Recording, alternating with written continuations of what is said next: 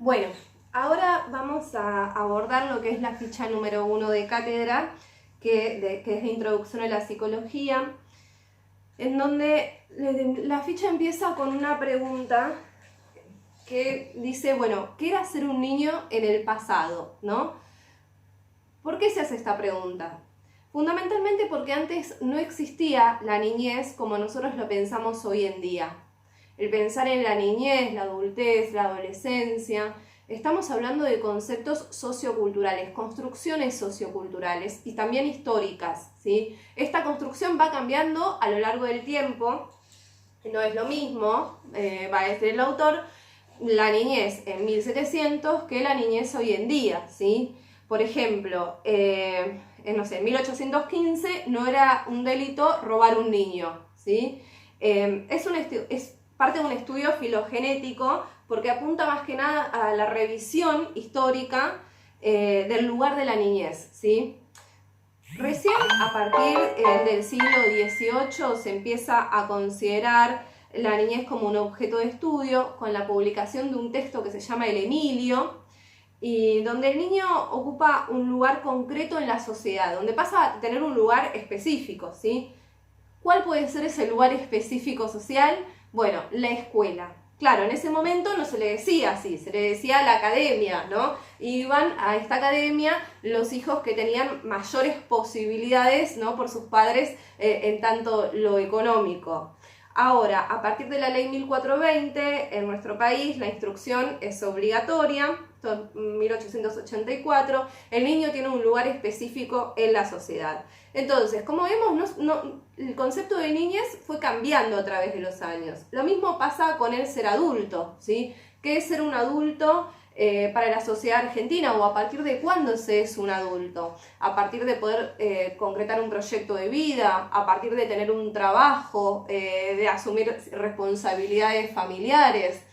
Porque ahí podríamos decir, bueno, pero quizás en la época de nuestros abuelos el trabajo empezaba en las fábricas a los 13 años, ¿sí? Porque eso no estaba considerado un delito, ¿sí? Entonces fíjense cómo también va cambiando la idea que tenemos de adulto. Así pasa con todos los momentos evolutivos. Bueno, después van a ver que está el desarrollo 1 en este texto, en donde habla de la psicología evolutiva, que no tiene un marco teórico unificado. ¿Qué significa esto? Que se articulan diferentes escuelas de la psicología para tener una idea más amplia de cómo es tanto el niño como el ser humano en general. Las escuelas que se toman en este texto es la primera, que es el psicoanálisis de Freud, la segunda es la psicología genética de Piaget y la tercera es la psicología sociocultural de Vygotsky, ¿sí? Estas escuelas también van a estar en el texto número 3, que es el de Alvarado Ríos, que les va a servir a ustedes para hacer la actividad número 1. ¿Bien? Bueno, pensándolo de esto desde el psicoanálisis, ¿cómo llega Freud a los niños, ¿no? A estudiar a los niños? Decimos, psicoanálisis, principal exponente Freud, el objeto de estudio del psicoanálisis es el inconsciente. Bueno, ¿cómo llega Freud, el padre del psicoanálisis, al trabajo con niños? Llega indirectamente y llega a través del estudio de los adultos mediante su método clínico que se llama asociación libre. ¿Qué significa esto? Que el origen de los padecimientos psíquicos estaban en el pasado para Freud, en el pasado de las personas, ¿sí? Y viniendo de este pasado, habla de la sexualidad infantil. Bueno, ¿qué es la asociación libre? Freud escribe en su texto, dice, bueno, a ver, cuando entre el paciente, se recuesta en el diván y le dice, ahora usted diga todo lo que se le venga a la cabeza. No ponga ninguna represión a eso. Es como si estuviera sentado en un viaje en el tren, mirando por la ventana, y se vienen pensamientos, como el libre discurrir de la conciencia. Diga lo que sea. Bueno, ahí se da cuenta que en esto que van diciendo los pacientes aparecen muchas reminiscencias del pasado, y del pasado en tanto la sexualidad infantil, del mundo interno. Bueno, esta es una de las formas que Freud llega a trabajar con chicos, con niños. Piaget, que es el otro autor del constructivismo, de la epistemología genética propiamente, que es su disciplina, Llega a partir de su interés por investigar cómo el humano genera conocimiento, ¿sí? Principalmente cómo va adquiriendo conocimientos el niño, cómo se pasa de un estado de menor conocimiento a mayor conocimiento. Entonces va a decir que el conocimiento se construye en interacción entre el sujeto y el medio. Tanto Piaget como Vygotsky, de la disciplina sociocultural, ¿sí? Son interaccionistas, o sea, para ellos todo surge en función de la interacción del sujeto con el medio. Bueno, para Vygotsky era la pregunta, o sea, la pregunta fundamental es ¿qué influencia tiene la cultura en el desarrollo del pensamiento dentro de una comunidad? Principalmente, ¿qué influencia tiene la cultura y el lenguaje en el desarrollo del pensamiento dentro de una comunidad? Bueno, tanto nosotros pensamos en la interacción con los niños y el trabajo que ustedes en su futuro profesional van a tener con ellos, en los hospitales, en las instituciones en donde estén, en donde sea que tengan que trabajar con niños. Es muy importante el andamiaje, ¿sí? Para que el niño pueda construir una identidad mientras dure su internación en la institución o mientras dure la intervención que ustedes tengan con él también, ¿no? Y a su vez que también se puedan generar redes socioafectivas que contribuyan a la recuperación. Bueno, acá es donde vamos de nuevo con el concepto de transferencia y lo fundamental que es para nuestra materia. Nosotros tomamos la transferencia como un fenómeno humano que estudia Freud para poder tratar a sus pacientes. Tiene que ver con lo que a uno le repercute del otro, ¿sí? Que está asistiendo, y también con lo que al otro le pasa, ¿sí? Con la presencia de la persona que lo está asistiendo en ese momento.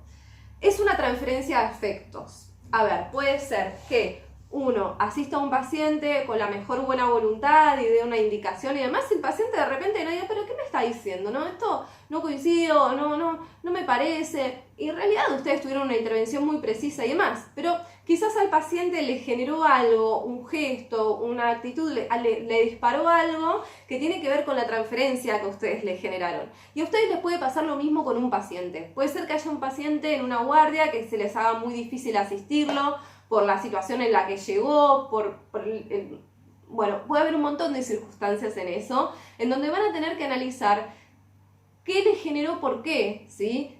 Qué se juega ahí transferencialmente en ustedes y si pueden o no corresponder a lo que sería el vínculo terapeuta-paciente, diría yo, ¿no? Enfermero-paciente, pensémoslo desde ahí, desde la salud, que es un vínculo asimétrico, porque siempre recordemos que el paciente está ahí porque tiene cierto padecer, una inquietud, está en una situación en la que necesita algo y ustedes están en un lugar de asimetría, ¿sí? En donde le pueden brindar algo de lo que él está buscando, de lo que ese paciente necesita.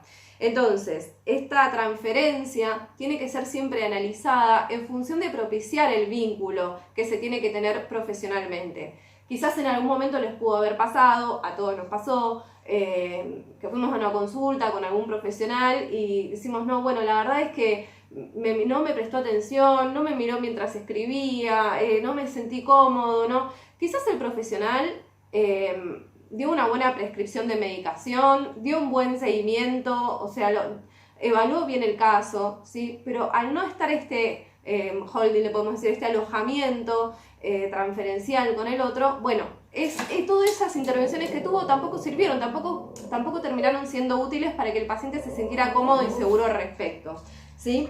Bueno, esta transferencia, como les decía, es transferencia de afectos, se conecta con las primeras experiencias de vida, con el modo como fuimos tratados nosotros afectivamente, de alguna forma como nos quisieron, ¿bien?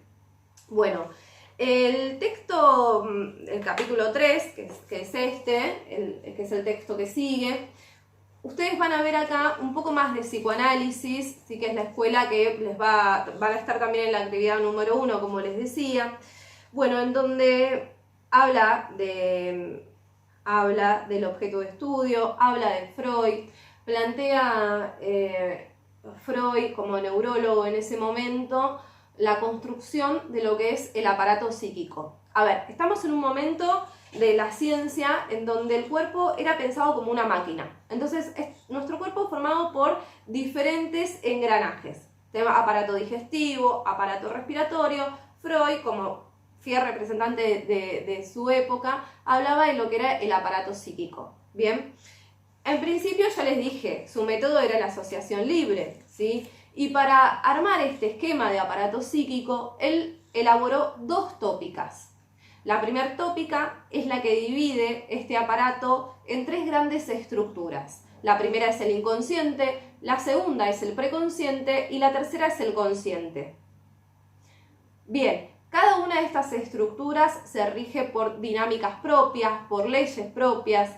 En el inconsciente están los recuerdos reprimidos, va a decir cosas que aparecen en la conciencia de una forma distorsionada. Por ejemplo, ¿cómo nos damos cuenta de que existe el inconsciente? Freud escribe un texto que se llama Psicopatología de la vida cotidiana. Nosotros tenemos actos fallidos. De repente le decimos a alguien en un momento sumamente incómodo por un nombre que no es el de él. ¿Bien? Bueno, más allá de que nos metemos en un problema, estamos haciendo mostración de nuestro inconsciente. Claramente no quisimos llamar a Marcelo Carlos, pero bueno, en ese momento lo hicimos. Bueno, eso es un acto fallido. Otra manifestación del inconsciente son los sueños, los olvidos, los chistes, porque cada uno se ríe de lo que le causa gracia por una disposición interna. No a todos nos causa gracia lo mismo. Y también por algo que es muy importante para los que trabajamos en salud, que son los síntomas. Los síntomas es otra manera de cómo aparece el inconsciente en la vida cotidiana. De repente tenemos un padecer y no sabemos de dónde viene.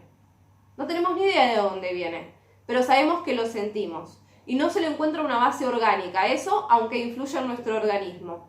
¿Se entiende? No sé, yo pienso, me viene como ejemplo, ataques de pánico, ¿no? Que hay es como un diagnóstico que ahora se está utilizando mucho.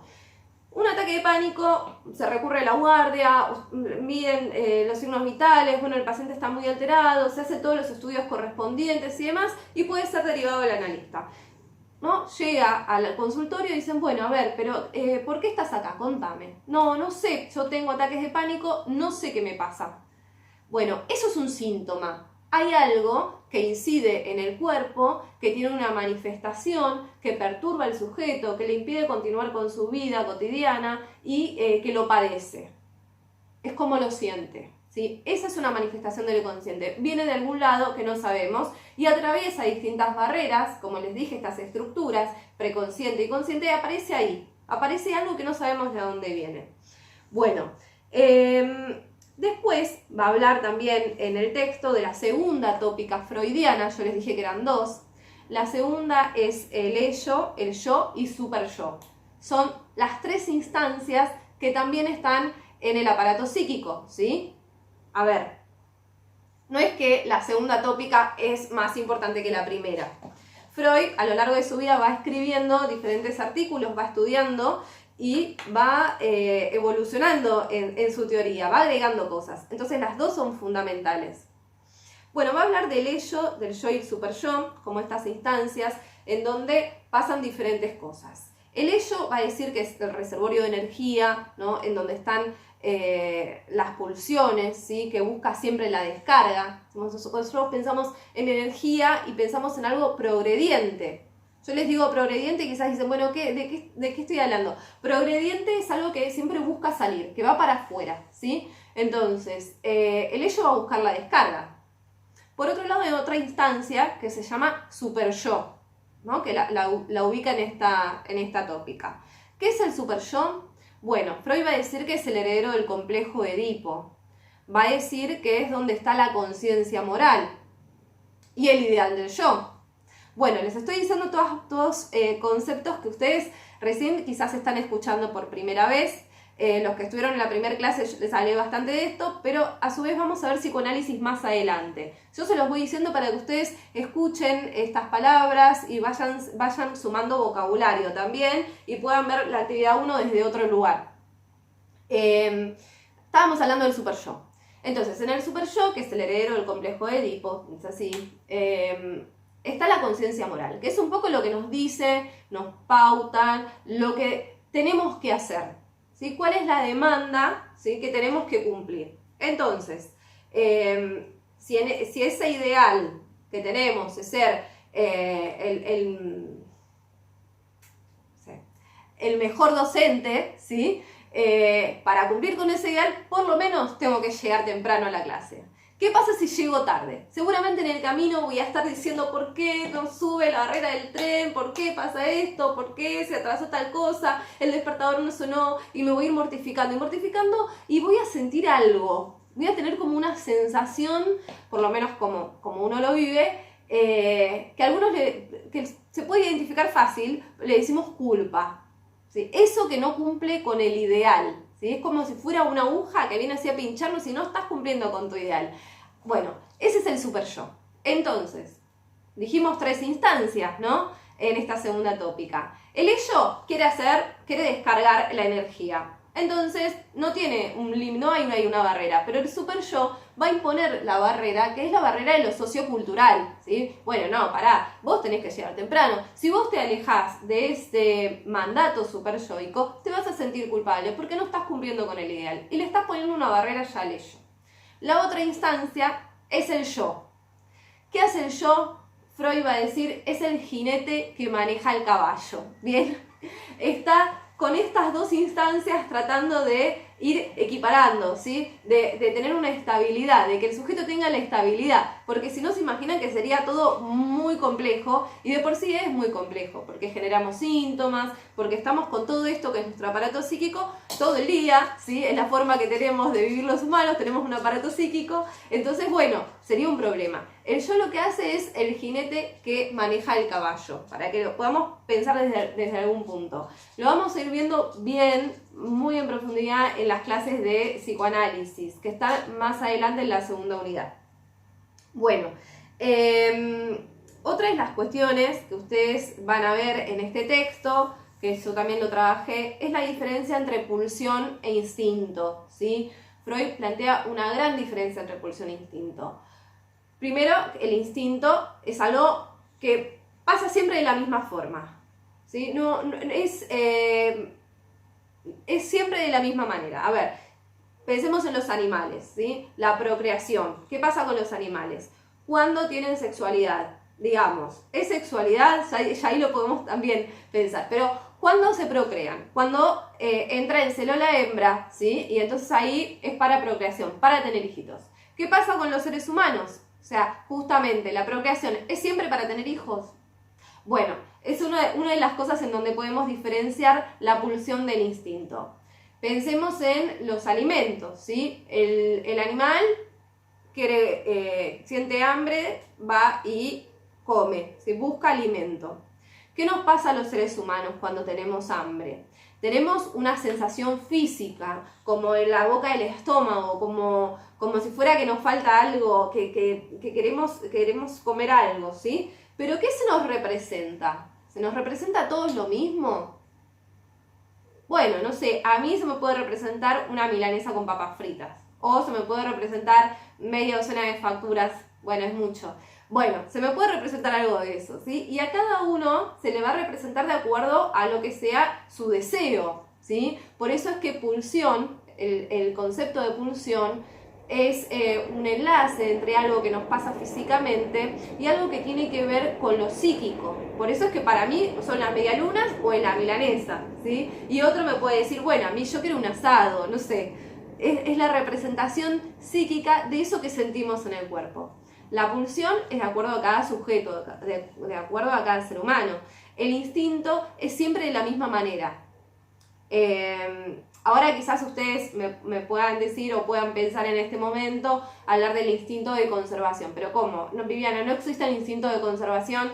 Bueno, a ver, claramente tenemos un montón de personas diagnosticadas y con problemáticas en donde lo que menos quieren es conservarse, ¿sí?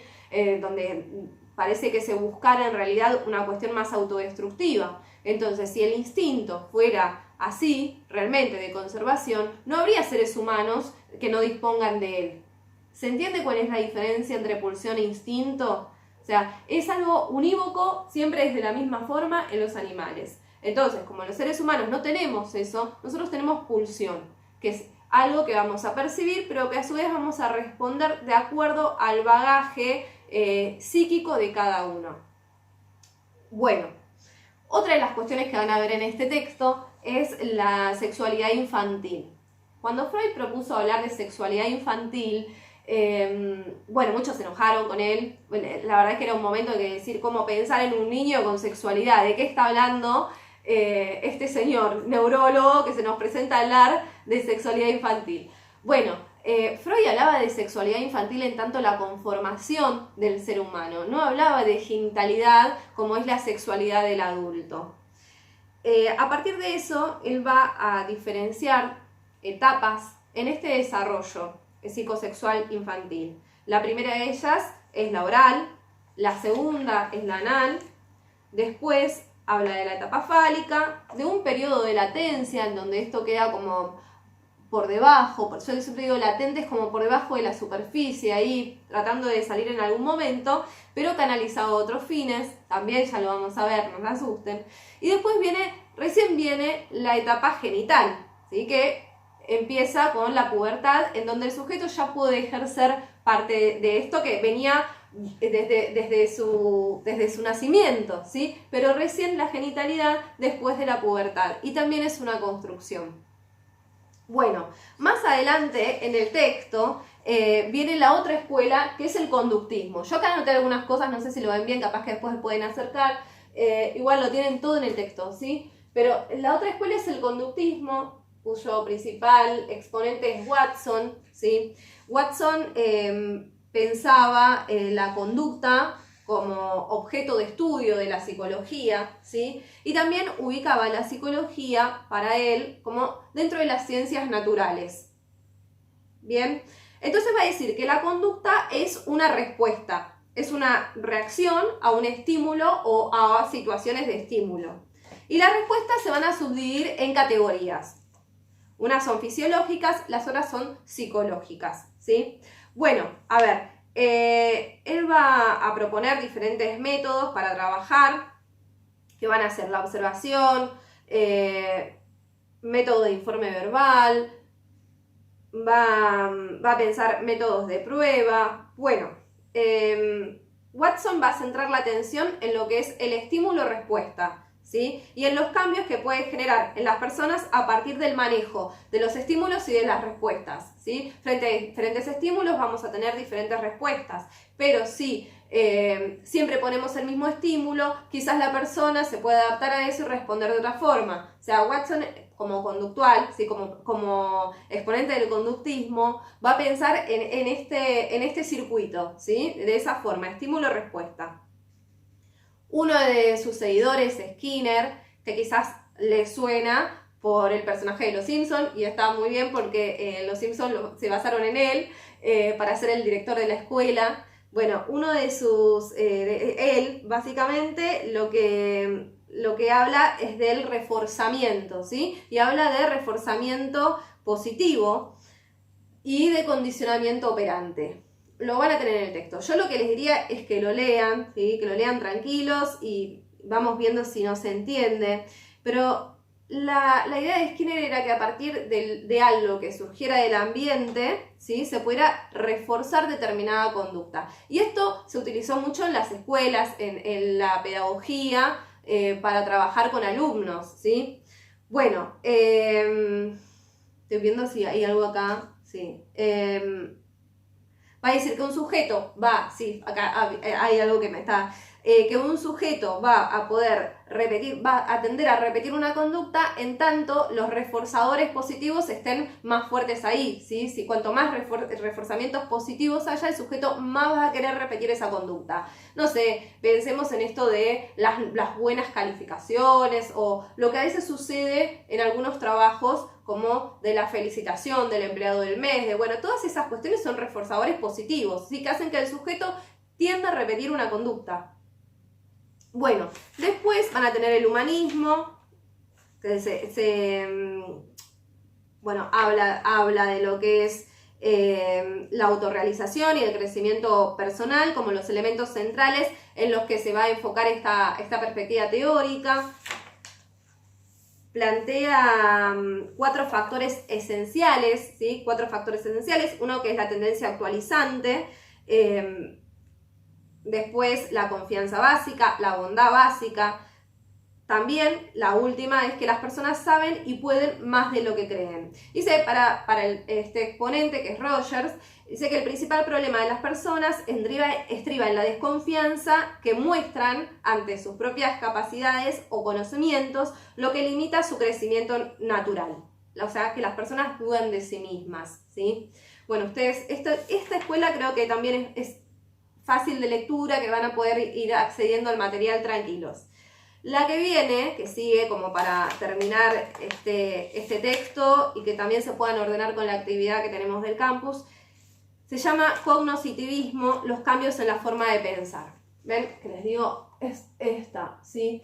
A ver, cognoscitivismo para nosotros es lo mismo que constructivismo. Y los principales exponentes de esta escuela son Piaget y Vygotsky, como les decía en la ficha número 1, ¿sí? A ver, los dos tienen disciplinas distintas, pero ambos dos contribuyen a esta escuela que es el constructivismo. Si hablamos de constructivismo, hablamos de construcción. ¿De construcción de qué? De construcción del conocimiento y del desarrollo del sujeto.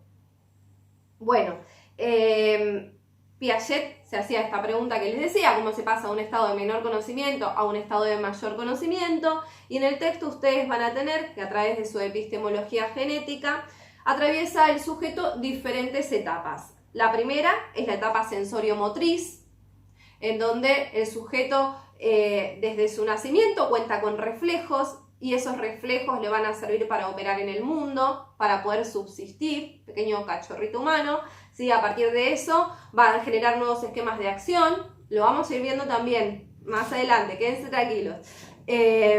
Bueno, la base de este estadio sensorio-motriz son los esquemas de acción a partir de los reflejos. Y los reflejos son los ladrillos, ¿sí? Como donde se construye la casa. La segunda etapa es la preoperatoria, la preoperacional, que es de los 2 a los 7 años. La tercera es de las operaciones concretas, a partir de los 7 años en adelante, más o menos hasta la pubertad, ¿sí? Más o menos hasta los 12 años. Y la cuarta es la etapa de las operaciones formales, en donde creemos que estamos todos, con suerte, y ahí empieza la pubertad, las operaciones formales, las operaciones abstractas. Como verán, estas edades tienen mucho que ver con todo lo que es el sistema educativo. Ustedes van a poder localizar, ¿sí? Los diferentes niveles, el nivel inicial, primaria, secundaria, ¿sí? Según las etapas. Bueno, tuvo una gran incidencia Piaget en lo que es la formación del sistema educativo pensado así. El otro autor que vamos a ver en el constructivismo es Vygotsky. Es un autor que murió muy joven. Muchos dicen, acá en el texto estaba leyendo, repasando, ¿no? Que dice que era un genio, murió muy joven. Él estuvo en un contexto muy revolucionario en su momento, en su ciudad, en donde nació, en Rusia. Bueno, él hace una propuesta que es estudiar el desarrollo del sujeto en su ambiente, ¿no? Su teoría es la sociocultural. Así que los individuos estamos determinados por el contexto histórico, social en el que nacemos y nos desenvolvemos. Por lo que va a existir una mediación entre las herramientas que tenemos del medio, ¿sí? Y el desarrollo. Entonces, ¿qué significa esto? Vamos a estar determinados por nuestro contexto en gran parte, eso es lo que va a decir, pero también somos superadores de eso. Tomamos del ambiente herramientas que nos permiten desarrollarnos. Un ejemplo puede ser paradigmático, la adquisición de la lectoescritura. Una vez que el niño aprende a leer y escribir, ya su mundo cambia para siempre. Para nosotros, imagínense qué difícil que es ver un cartel y no leerlo, ¿no? O que el pensamiento no nos venga a veces en forma escrita, ¿sí? Que no recordemos esas letras que nos dicen contenidos, que nos dicen cosas. Esa herramienta, la lectoescritura, modificó para siempre nuestro ser en el mundo y también nuestro desarrollo. A eso es a lo que se refiere, ¿sí? Bueno, va a decir que el desarrollo se rige por 3 principios: el céfalo-caudal, de la cabeza a los pies; el próximo distal, de lo más cercano a lo más lejano; y también que va de lo general a lo particular, es decir, de lo simple a lo más complejo. Bueno, para él había áreas del desarrollo a estudiar, como el lenguaje, el área cognitiva, el área afectiva. Bueno, y también dice que el aprendizaje ilimitado se va construyendo a partir de una necesidad. Siempre él está pensando en necesidad, en trabajo, bueno, todo lo que está muy relacionado con el contexto en donde él estaba, ¿no? Otro de los conceptos fundamentales de su obra es la zona de desarrollo próximo. Zona de desarrollo próximo, que es el espacio que hay entre el desarrollo que tiene el sujeto en un momento y el que puede llegar a alcanzar. También lo vamos a ver puntualmente en un texto. Entonces, en tanto el trabajo, Vygotsky hace referencia al esfuerzo físico-psicológico que hace una persona para adquirir una habilidad. Siempre tenemos que hacer un trabajo para adquirir una habilidad. Si uno quiere aprender a cocinar algo, o aprender a manejar, o aprender a andar en bicicleta, va a haber un trabajo, un esfuerzo que tenga que poner de sí para poder adquirir esa habilidad. Después viene la transformación, ¿sí? Cuando un sujeto adquiere conocimientos, desarrolla habilidades, hay un cambio a nivel cualitativo, una cualidad, ¿sí? En tanto que no se puede medir tanto, más que realmente es un cambio que modifica al sujeto. Pensemos, no sé, con el ejemplo que les decía de aprender a andar en bici. Quizás después anduvimos en bici infancia, adolescencia, y después durante 10 años no nos subimos a una bicicleta. Pero cuando lo volvemos a hacer, lo sabemos hacer. Digo, si después en un momento tenemos que ir en una bici de un lado al otro, decimos, bueno, no, hace mucho que no lo hago, pero me sale, ¿sí? Ese es el cambio, algo que queda inscripto ya en el sujeto y forma parte de su desarrollo. Bueno, entonces, después va a decir, en tanto el desarrollo, al momento de tener un salto cualitativo, el sujeto se coloca en un nivel superior en el desarrollo en comparación al nivel que tenía antes de realizar el trabajo. ¿Sí? Es lo que les decía, está en un nivel superior de su desarrollo. Bueno, todo este texto les sirve para hacer la actividad 1. Yo acá tengo en la computadora para entrar al campus, porque muchos de ustedes me preguntaban, bueno, ¿cómo hacemos? Ustedes estaban un poco desorientados.